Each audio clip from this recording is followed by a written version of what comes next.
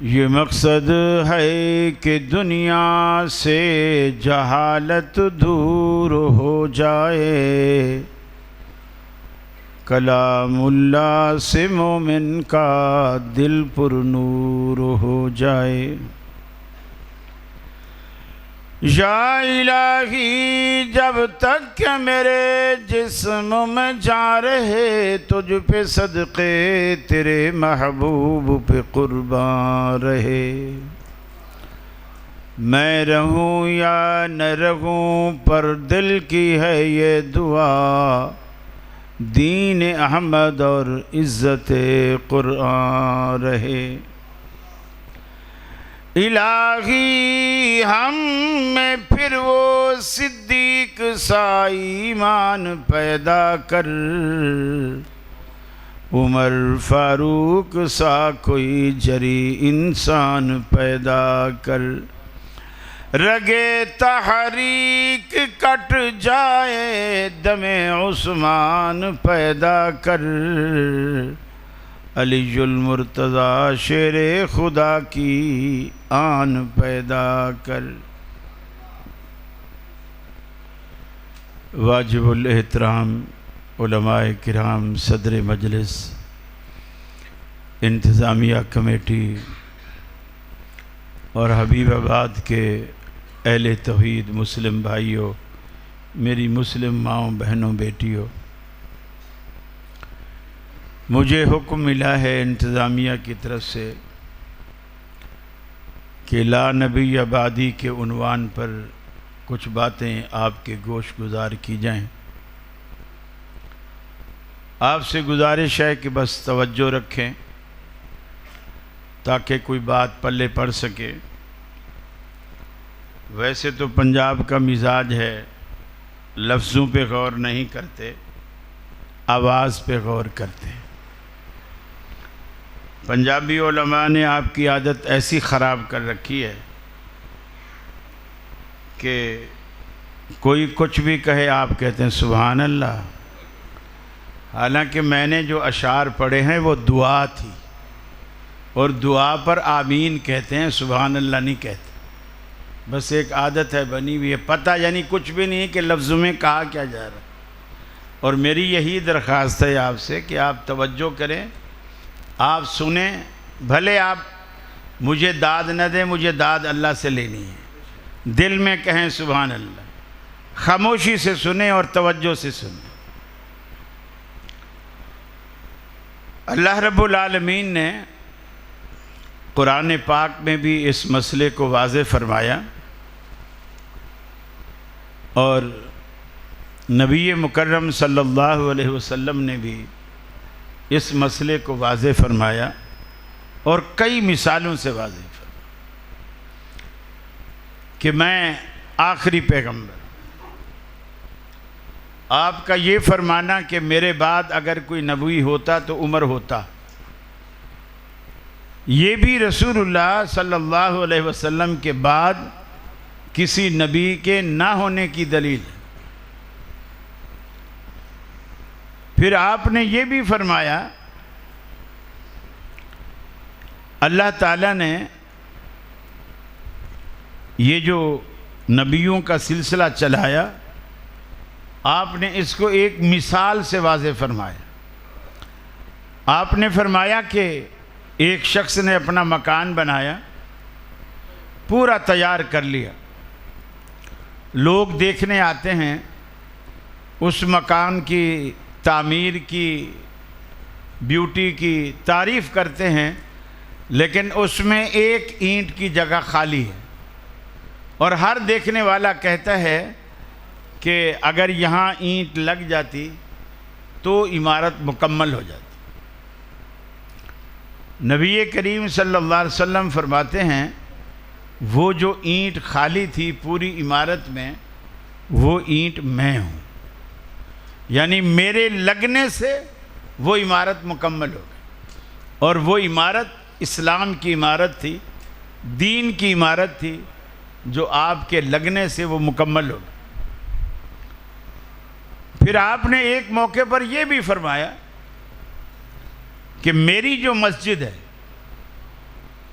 یعنی مسجد نبوی، یہ فرمایا کہ دنیا میں آخری مسجد ہے۔ حالانکہ دیکھا جائے تو بیت اللہ کے بعد مدینے میں وہ دوسری مسجد تھی، لیکن رسول اللہ صلی اللہ علیہ وسلم نے فرمایا میری مسجد یہ آخری مسجد ہے۔ اس کے بعد اتنی مسجدیں بن گئیں، آپ کے حبیب آباد میں اتنی مسجدیں ہیں، اور ہر بڑے بڑے شہروں میں 450 500 ایک مسلک کی مسجد ہے، بہت مساجد بنی ہیں۔ پھر آپ نے کیوں فرمایا کہ میری مسجد آخری مسجد ہے؟ محدثین اس کا جواب یہ دیتے ہیں کہ آخری اس معنوں میں کہ یہ وہ آخری مسجد ہے جس کا سنگ بنیاد اللہ کے پیغمبر نے رکھا ہے۔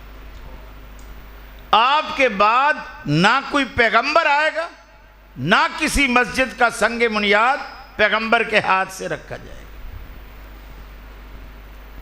آپ نے کئی اعتبار سے اس چیز کو واضح فرمایا کہ اللہ تعالیٰ نے مجھے آخری پیغمبر بنا کر بھیجا۔ فرمایا ما کان محمد ابا احد من رجالکم،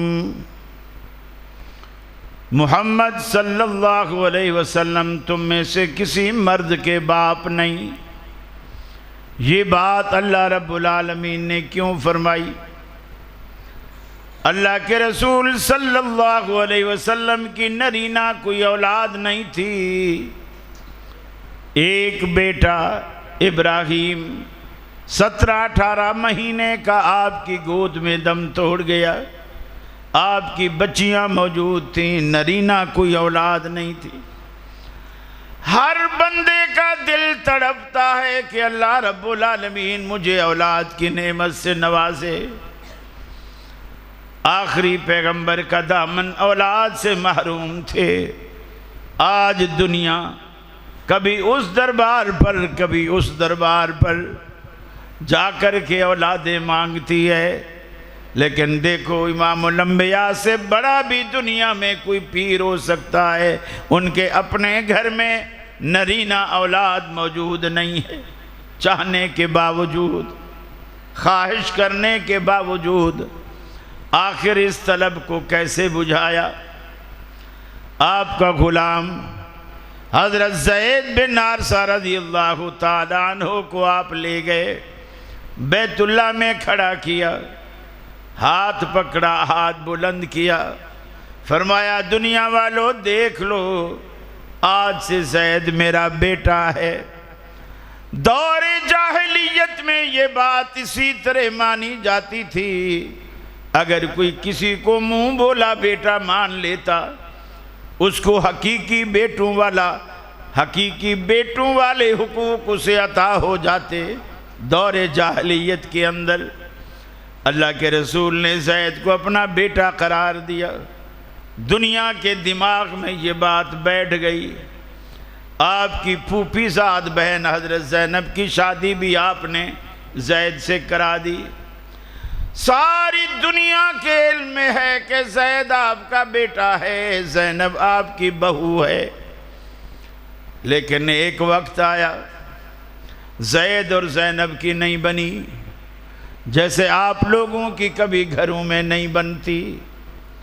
نوبتیں طلاق پر آ جاتی ہیں، بڑے سمجھانے لگتے ہیں بیٹا طلاق نہیں دو، دو خاندان بچھڑ جائیں گے۔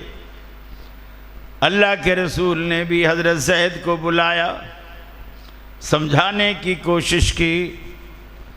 حضرت زید نے سوال کیا کہ اللہ کے رسول مجھے بتلائیے، یہ آپ کا حکم ہے بحیثیت پیغمبر کے یا آپ کا مشورہ ہے؟ اللہ کے رسول نے فرمایا میرا حکم تو نہیں، اس لیے کہ اللہ نے تجھے اختیار دیا ہے، تو رکھ بھی سکتا ہے، طلاق بھی دے سکتا ہے، لیکن گھر کے ایک بڑے فرد کی حیثیت سے میرا مشورہ ہے کہ زینب کو طلاق نہ دے۔ آپ نے بڑی کوشش کی، لیکن یہ کوشش بھی کیوں کر رہے ہیں کہ زینب کو طلاق نہ دے؟ حضرت عائشہ صدیقہ رضی اللہ تعالیٰ عنہ فرماتی ہیں اللہ نے اللہ کے رسول کو یہ بات بتا دی تھی کہ زید زینب کو طلاق دے گا، عدت گزارنے کے بعد زینب آپ کی بیوی بنے گی۔ اللہ کے رسول اس لیے پریشان ہیں، میں ساری دنیا کے سامنے زید کو بیٹا کہہ چکا ہوں اور زینب میری بہو بن چکی ہے، اگرچہ میری پھوپھی زاد بہن ہے، لیکن میں نے زید سے نکاح کر کے گویا زینب کو اپنی بہو مان لیا۔ ساری دنیا تانے دے گی کہ بڑا عجیب پیغمبر آیا، اتنی بیویاں پہلے سے گھر میں موجود ہیں، پھر بھی بہو سے شادی کر لی۔ دنیا تانے دے گی، کس کس کا منہ بند کروں گا؟ اگرچہ یہ شرعاً جائز ہے، زید حقیقی بیٹا نہیں ہے، لیکن لوگوں کے منہ کیسے بند کروں گا؟ لوگ تانے دیں گے۔ آپ زید کو سمجھاتے ہیں، چونکہ آپ کی سمجھ میں یہی بات آ رہی تھی، اگر زید طلاق نہیں دے گا تو زینب میری بیوی نہیں بنے گی۔ آپ چاہتے تھے زید طلاق نہ دے تاکہ یہ رفڑا ہی ختم ہو جائے، مجھے کفار مکہ کو جواب بھی دینا نہ پڑے۔ لیکن اللہ رب العالمین نے قرآن پاک میں فرمایا، آپ زید کو تو کہتے تھے طلاق نہ دے، وَتُخْفِي فِي نَفْسِكَ، اور اگلی بات اپنے دل میں چھپاتے تھے کہ اللہ نے کہا ہے کہ زینب تیری بیوی بننے والی ہے۔ یہ بات زید کو نہیں بتاتے تھے، یہ بات دل میں چھپاتے تھے۔ حضرت عائشہ فرماتی ہیں اگر اللہ کے رسول قرآن میں سے کبھی کچھ چھپاتے، اس آیت کو چھپاتے، آپ نے یہ بھی نہیں چھپایا۔ اس کا مطلب یہ ہے کہ آپ نے کبھی بھی قرآن میں سے کچھ بھی نہیں چھپایا، سب کچھ بیان کیا۔ آپ نے اپنی کوشش کر کے تھک ہار گئے۔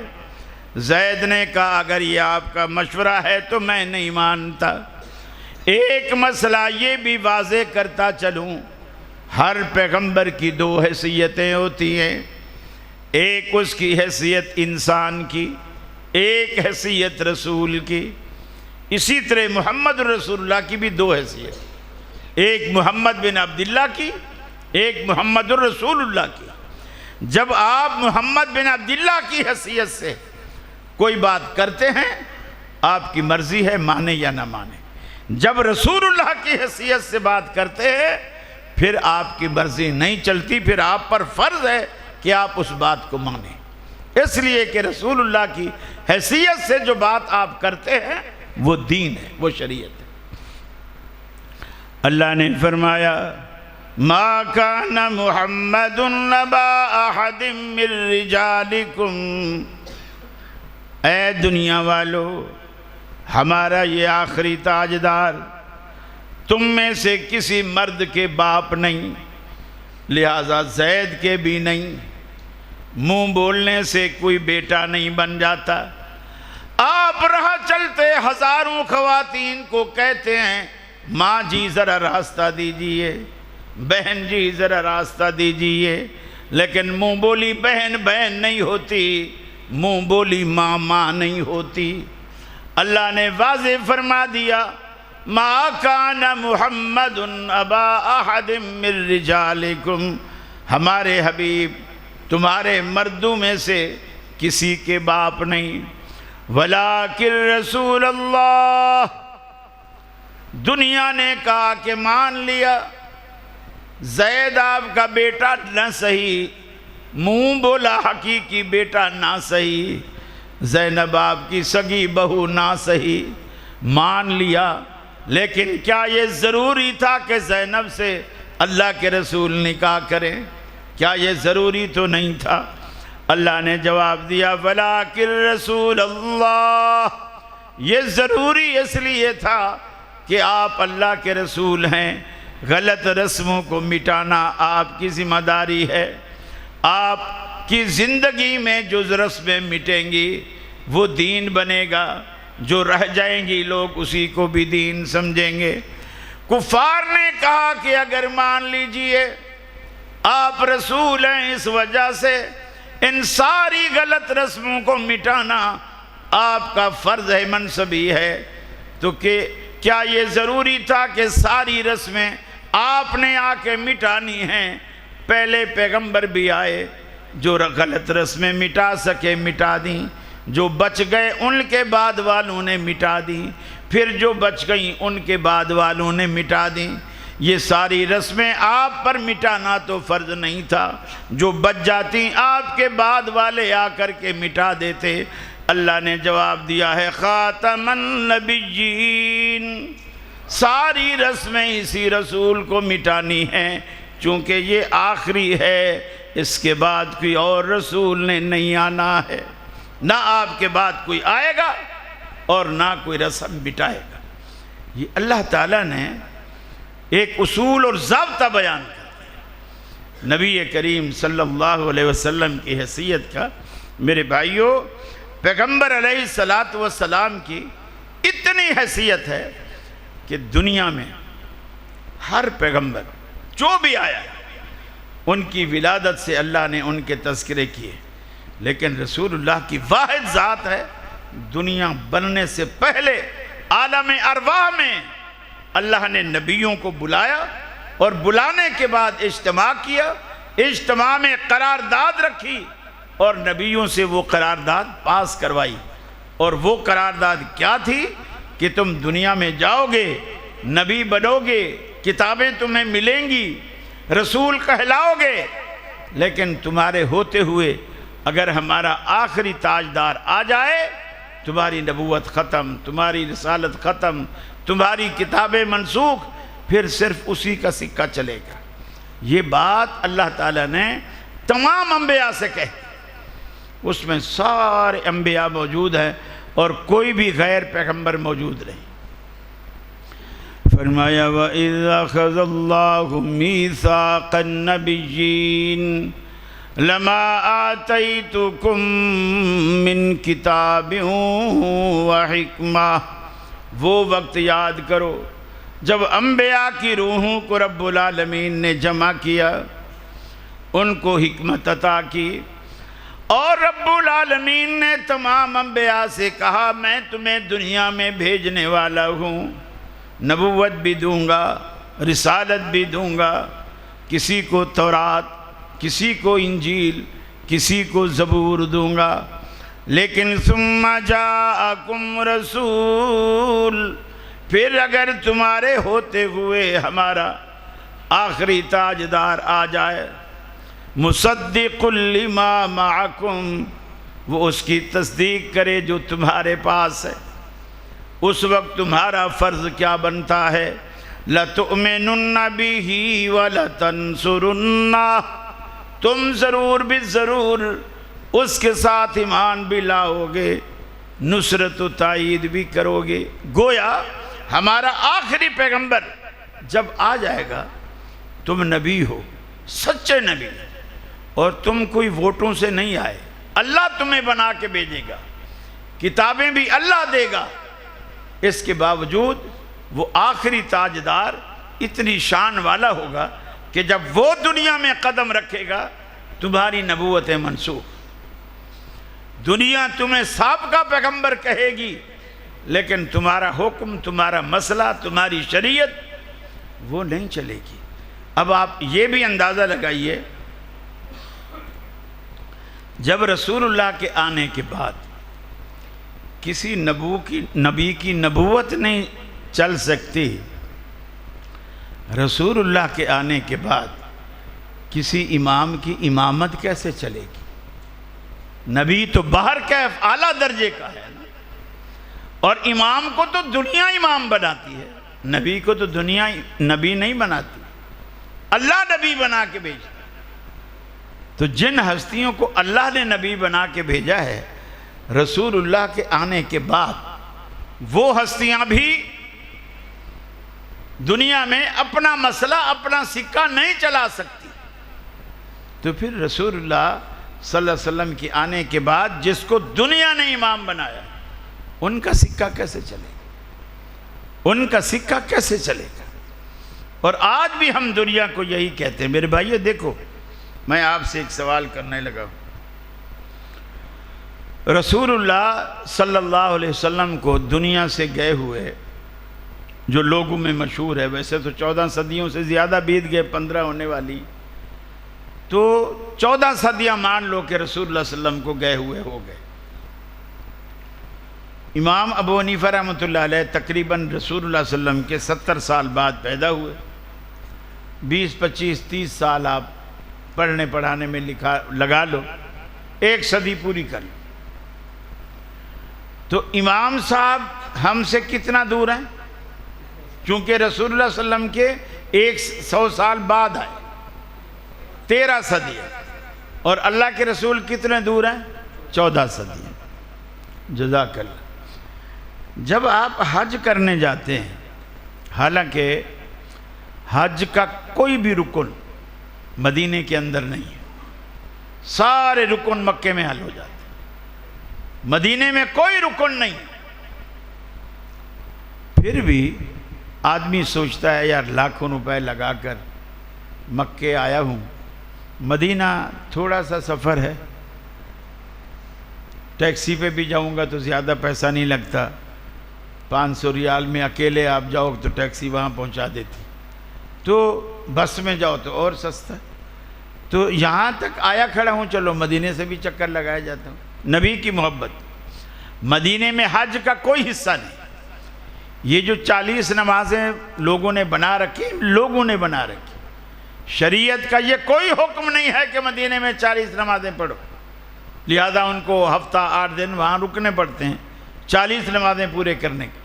خود رسول اللہ صلی اللہ علیہ وسلم جب حج کرنے کے لیے آئے، آپ مدینہ چھوڑ کر مکے آئے، آپ جب مکے تک گئے کھڑے ہیں تو آپ کہتے ہیں کہ چلو مدینے سے بھی ہوتے جاؤ۔ یہی فارمولہ میں آپ سے پوچھتا ہوں، امام ابو حنیفہ رحمۃ اللہ علیہ کوفہ میں ہیں، رسول اللہ صلی اللہ علیہ وسلم مدینے میں ہیں، کوفے کا اور مدینے کا درمیان میں فاصلہ اب کتنا ہے؟ 1 صدی کا۔ میلوں کا فاصلہ نہیں پوچھ رہا، وقت کا فاصلہ پوچھ رہا۔ 1 صدی کا جو آپ لوگوں نے گنا، امام صاحب 1300 ہم سے پیچھے ہیں، 1300 سال، اور رسول اللہ صلی اللہ علیہ وسلم ہم سے 1400 سال پیچھے ہیں۔ رسول اللہ مدینے میں ہیں، امام ابو حنیفہ مکے میں کوفے میں ہیں، اب یہ جو بیچ میں کتنا فاصلہ ہے؟ 1 صدی کا، گویا کوفے اور مدینے کے درمیان 1 صدی کا فاصلہ۔ جیسے حج میں آپ کہتے ہو مکے تک تو آئے کھڑے ہیں، چلو مدینے سے بھی چکر لگا لیں، تو آپ کیوں نہیں کہتے کہ 13 صدیاں پیچھے جا کر کوفے تک تو آئے کھڑے ہیں، چلو مزید 1 صدی آگے کر کے مدینے سے بھی چکر لگا لیں؟ کیا خیال ہے؟ جب بندہ کوفے تک گیا کھڑا ہے حنفی بن کر، اب 1 صدی کا فاصلہ ہے، تو وہ کیوں نہیں سوچتا کہ میں 1 صدی طے کر کے 1300 سال سفر کیا؟ اب میں سوال کرتا ہوں کہ جو کوفے کا امام ہے اس کے لیے 13 صدیوں کا سفر گوارا ہے، اور جو کائنات کا آخری تاجدار ہے اس کے لیے مزید 1 صدی کا سفر بھی گوارا نہیں؟ کیا یہ آپ لوگوں کا ایمان ہے؟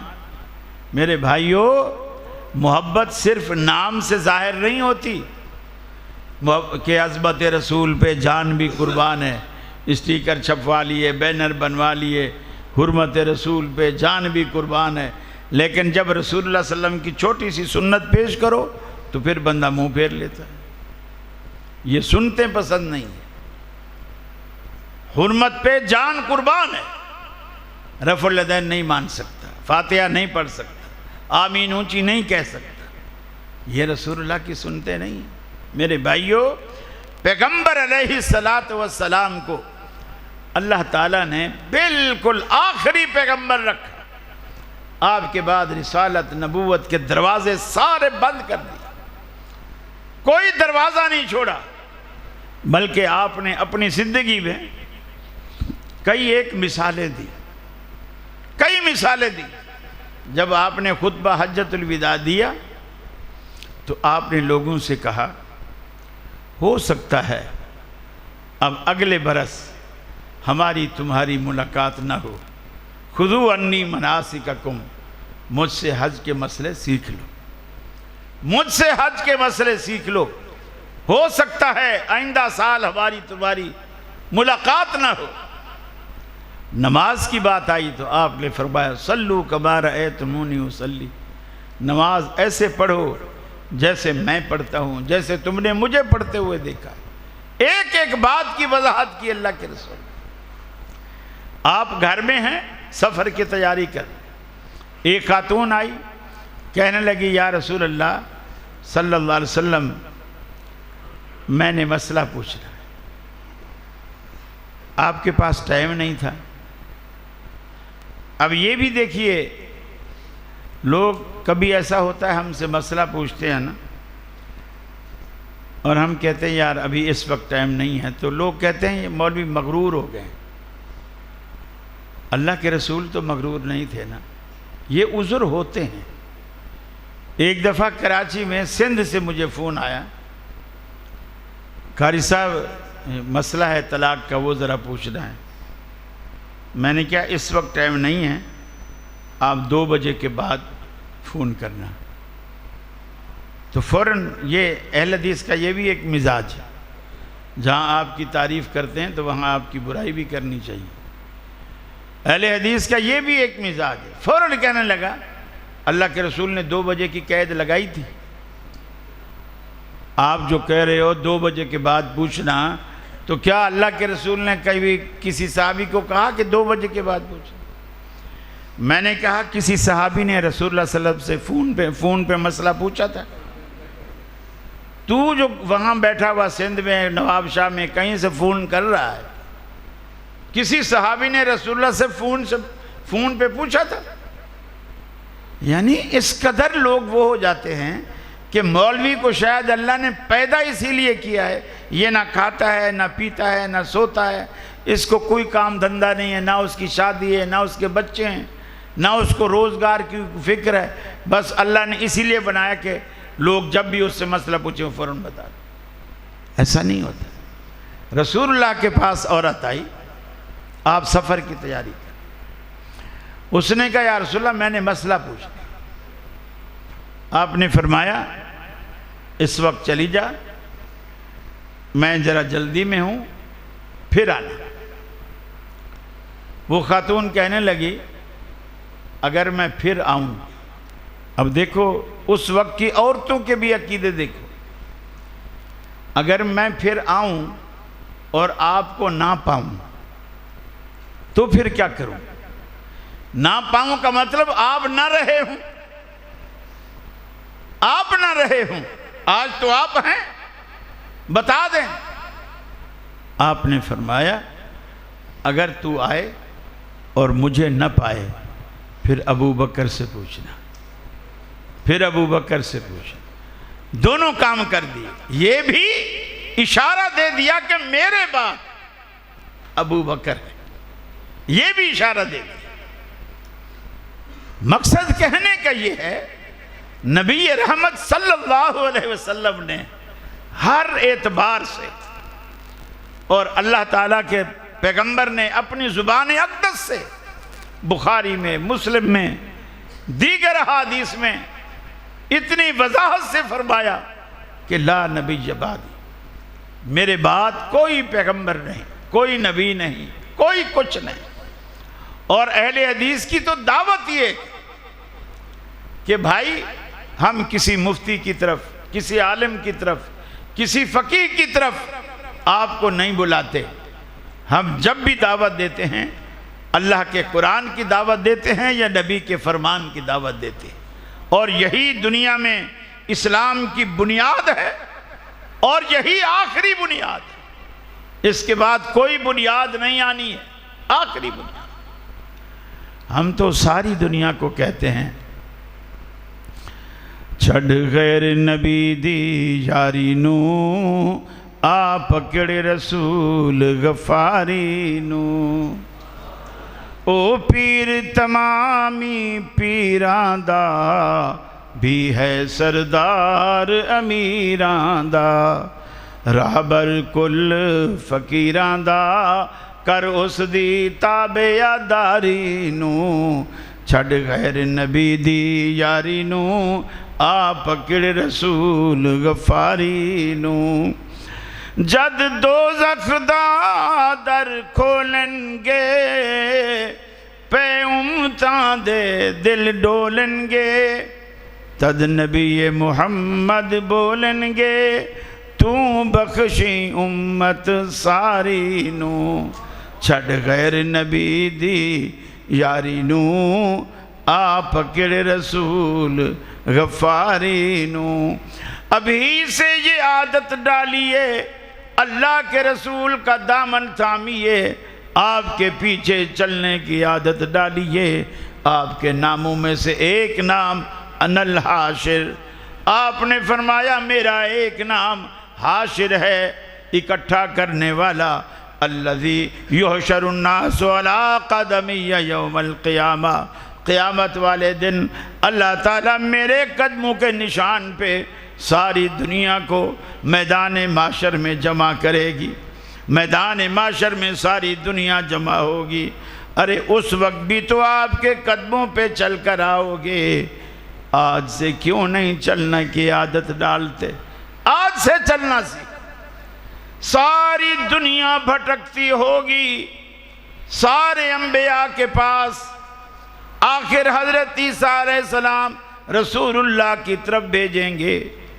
امت آئے گی اللہ کے رسول اللہ سے کہو کہ حساب و کتاب لے دیکھو ابھی جنت اور دوزخ کی بات نہیں اللہ اتنا ناراض ہے کائنات سے حساب ہی نہیں لے رہا بندے دھوپ میں کھڑے رہے پسینے میں شرابور ہوتے رہے اللہ حساب ہی نہیں لے اللہ سے کوئی پوچھنے والا ہے کون پوچھے رب سے کہ تو حساب کیوں نہیں لیتا کسی میں دم ہے یہاں لوگ امیدیں لگائے بیٹھے ہیں ہم جائیں گے پیر صاحب جو ہے پایا عرش کا پکڑ کے کھڑا ہوگا ہم جائیں گے آنکھ ماریں گے وہ بولیں گے یہ ہمارا مرید ہے جانے دے اللہ کہے گا چلو جانے دے اللہ کا رسول اللہ کے پیغمبر تھر تھر کانپ رہے آخر لوگ آئیں گے آپ فرماتے ہیں میں اس وقت امت پہ ترس کھا کر سر سجدے میں ڈالوں گا اور سر سجدے میں ڈال کر اللہ میری زبان پہ وہ الفاظ لائے گا